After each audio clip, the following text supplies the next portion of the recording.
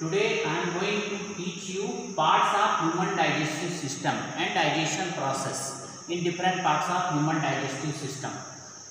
Till last video I have covered the components of food, what is the function of different components of food, parts of alimentary canal, all those things we have already covered. Now today digestion process and parts of alimentary canal. So parts of human digestive system is comprised of following parts: mouth, then salivary glands, pharynx, esophagus, stomach, small intestine, large intestine and anus. Remember cadets, pancreas, liver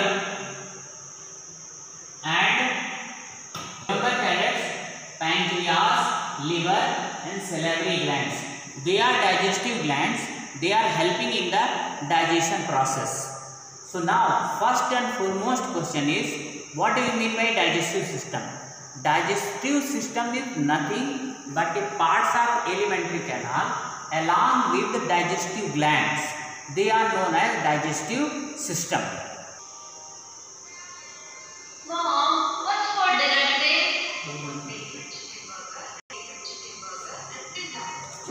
Wow, great!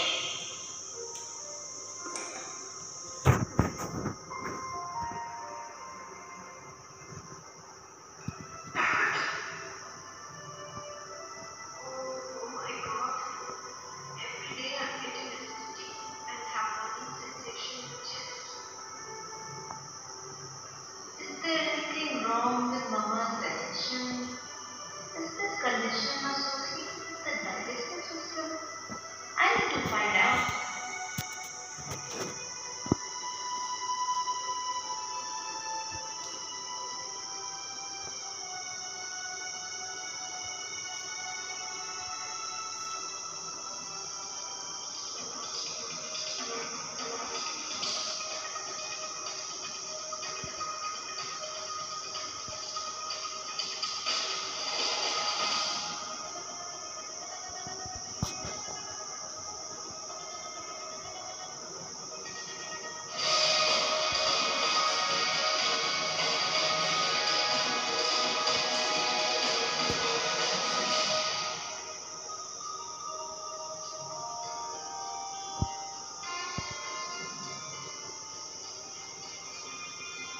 The human digestive system consists of alimentary canal and the associated glands. The food we take passes through alimentary canal, which can be divided into various parts, which are buccal cavity or esophagus, stomach, small intestine, large intestine, ending in the rectum and anus. These parts together form the digestive tract. The alimentary canal begins with the mouth that leads to mouth cavity or buccal cavity. The buccal cavity consists of teeth, tongue, and salivary glands. Human beings have two sets of teeth in their lifetime. The first set of teeth grows during infancy and falls off at the age between 6 to 8 years. These are termed as milk or deciduous or temporary teeth. The second set that replaces the temporary teeth are the permanent or adult teeth. The permanent teeth are 32 in numbers and may last throughout life or fall off during old age. This type of dentition is called diparodont. Permanent teeth are of 4 different types. These are incisors, canines,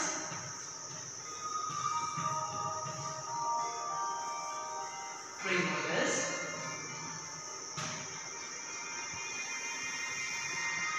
and molars.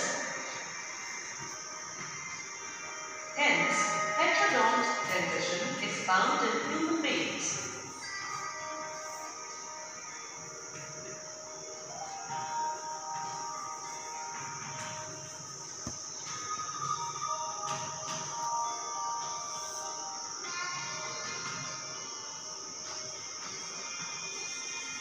The arrangement of teeth in each half of the upper and lower jaw is represented by a general formula. In human, it is represented as 2, 1, 2, 3 by 2, 1, 2, 3. That is, 2 incisors, 1 canine, 2 premolars and 3 molars in each half of the upper jaw, and 2 incisors, 1 canine, 2 premolars and 3 molars in each half of the lower jaw.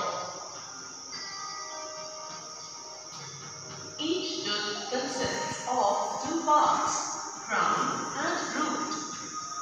The crown is part of tooth we see in our mouth. The root of the tooth is planted into the jawbone to keep the tooth steady while it is working. Each tooth is made up of 3 layers: enamel, dentine and pulp. Enamel is a hard protective outer layer covering the crown of the tooth. It helps in the mastication of food. Dentine is a second protective layer covering the nerve of the tooth. Pulp is the soft middle of the tooth that has the blood supply and nerve. Tongue is a fleshy muscular organ attached at the back to the floor of the mouth cavity. It is free at the front and can be moved in all directions. The upper portion of tongue has small projections called papillae. It has taste buds that sense different tastes of food. But some of my teeth do not look so nice. They have some dark, hollow spaces also. Dental cavities or dental caries is the most familiar disorder which we face in day-to-day life. Dental cavities are formed when sugar-containing food combines with the bacteria present in our mouth. These bacteria, after combining with sugars, produce acids. The bacteria form a layer called plaque, which begins to accumulate on the teeth after each meal. If the plaque is not removed regularly, tooth decay will take place. Cavity can be treated by removing the decayed part of the tooth. A drill device is used to remove the decay and prepare tooth for the filling with appropriate material. Digestion is a complex process involving ingestion, digestion, absorption, assimilation, and ingestion. Food is taken into the body through the mouth. The process of taking food into the body is called ingestion. Digestion of carbohydrates like starch begins in buccal cavity. The buccal cavity helps in chewing and swallowing of food.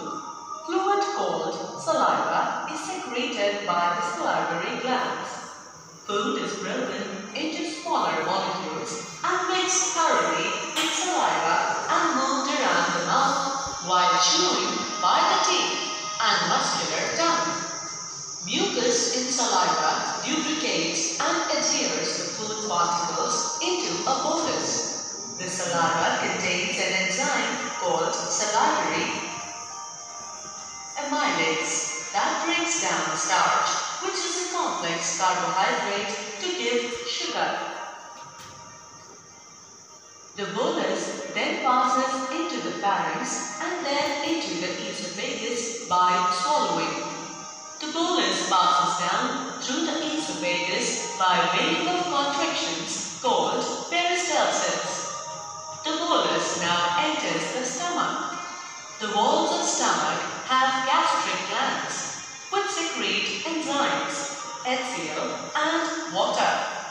The various secretions by stomach cells chemically digest the bolus. Active pepsin converts proteins into proteoses and peptones. Food remains in the stomach for about 3 to 4 hours and changes into chyme. Chyme moves into small intestine. Small intestine is a coiled tube about 7 meters long. Food remains in the small intestine for about 3 to 5 hours for digestion and absorption. Upper part of small intestine is called duodenum.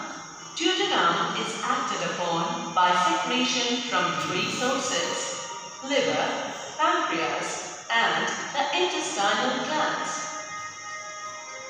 Liver is a reddish-brown, largest gland in the body, situated on the right side of the body below the chest region. Bile is the greenish-yellow fluid secreted by the liver. It is stored in the gallbladder. Pancreas is a large whitish-colored gland situated behind the stomach. Its secretion consists of starch-digesting amylase, protein-digesting trypsin, and fat-digesting lipases. Duodenum receives secretion from the liver via gallbladder, that is, bile and pancreatic juice from the pancreas through a duct.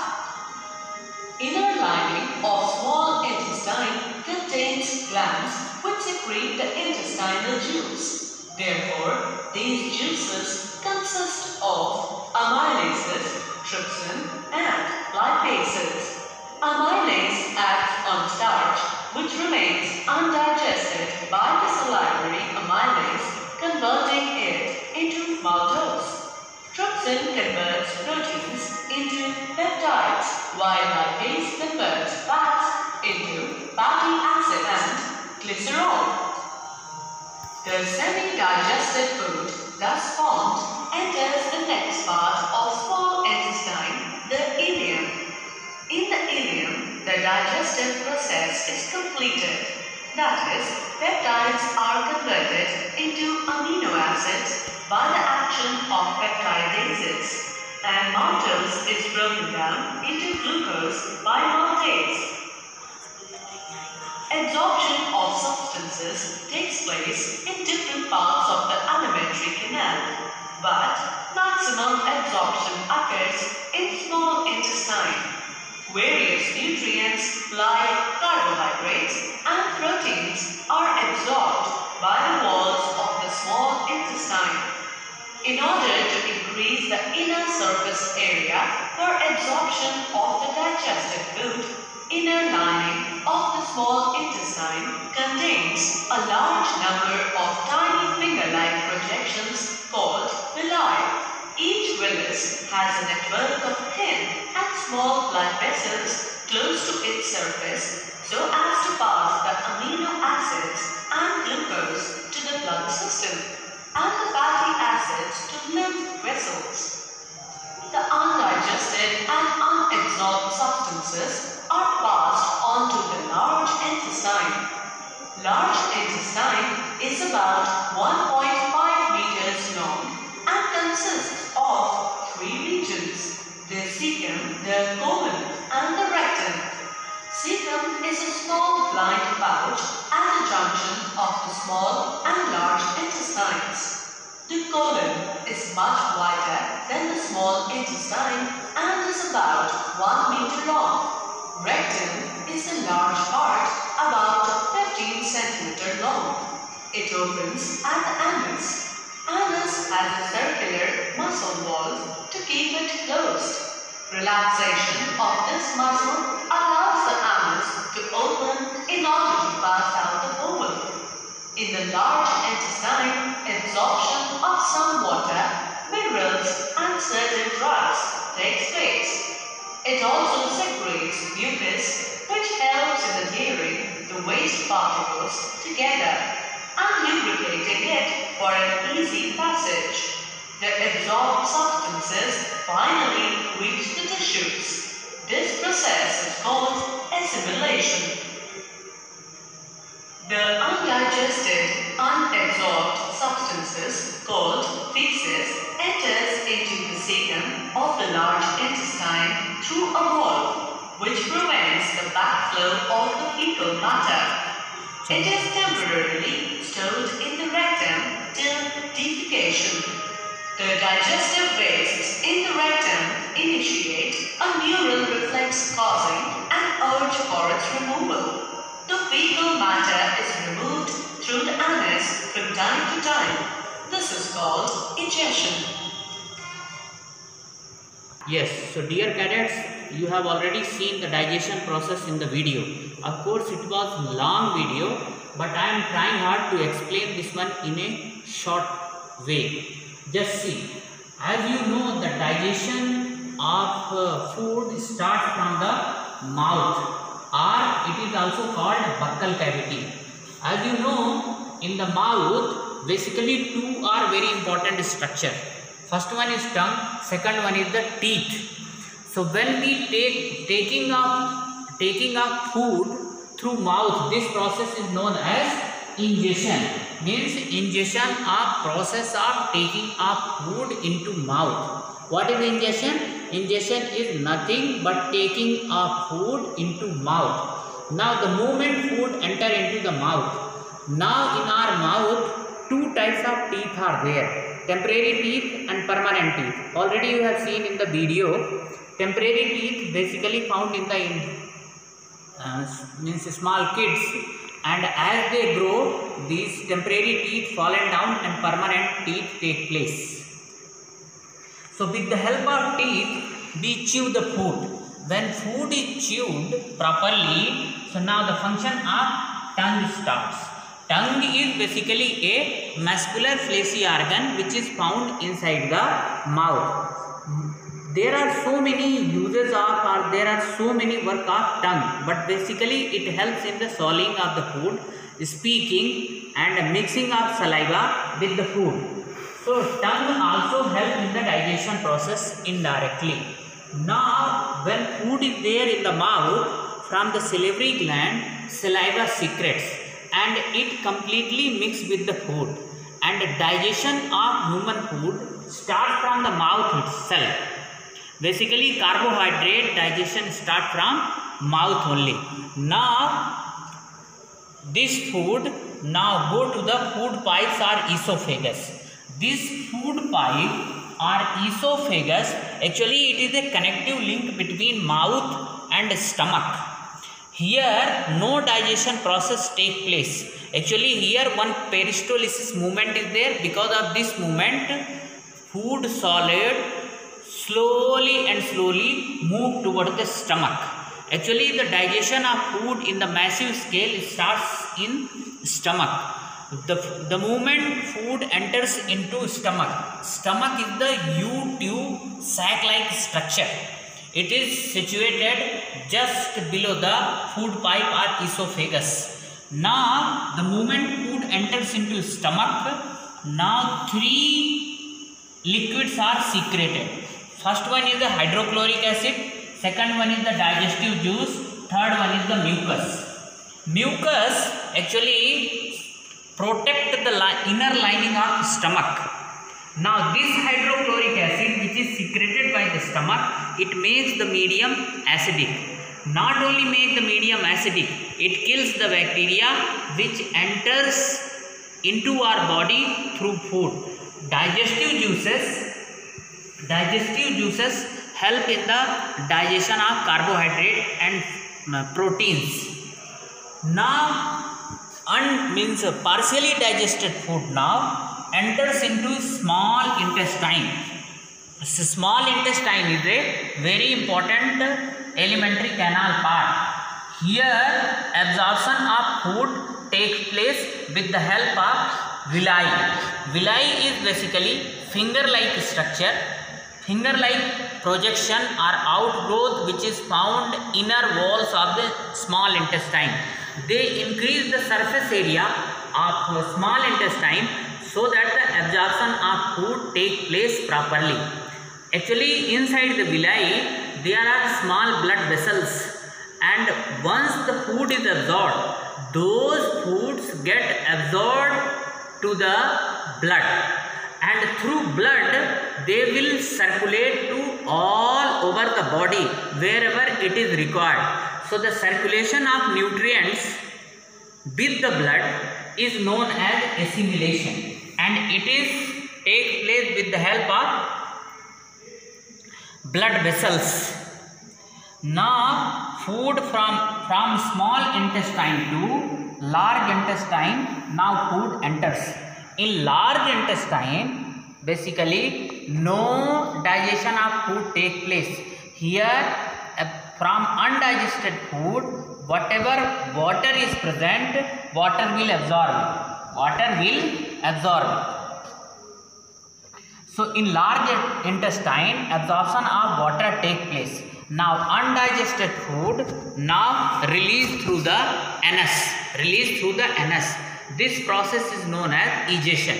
So egestion is nothing but a removal or release of undigested food through anus. That is known as egestion. In large intestine, there is one part that is known as rectum. All undigested food get stored there only, and when the storage of undigested food increase, then we feel the egestion, and now this food, undigested food, released through anus.